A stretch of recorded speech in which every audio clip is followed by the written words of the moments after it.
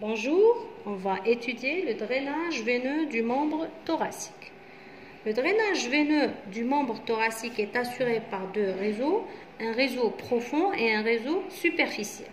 Bien sûr, le réseau profond draine 90% du sang veineux.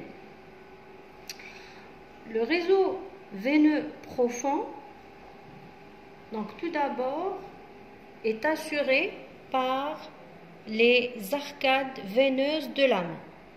Il existe l'arcade palmaire, les deux arcades palmaires profondes et superficielles, ainsi que l'arcade dorsale.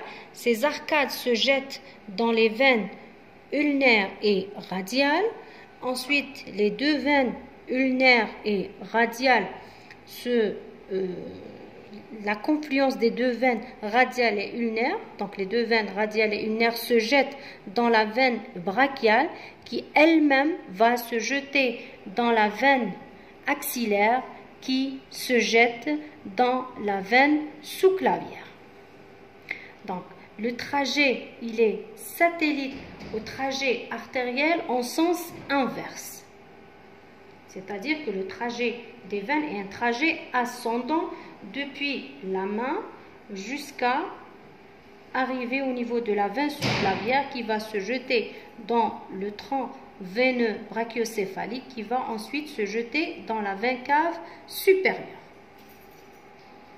Donc pour le réseau profond, il existe deux veines pour chaque artère, donc deux veines ulnaires, deux veines radiales, deux veines ulnaires, deux veines brachiales.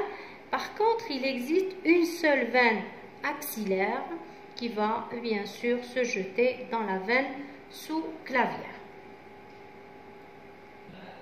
Donc pour les veines superficielles du membre thoracique, donc il existe les veines superficielles de la main qui vont se jeter dans les veines superficielles de l'avant-bras, et au niveau donc du bras, il existe deux veines principales superficielles qui sont la veine céphalique et la veine basilique. Donc je vais représenter uniquement les veines basiliques. Voilà la veine basilique qui est la veine superficielle médiale, et la veine céphalique qui est la veine superficielle latérale.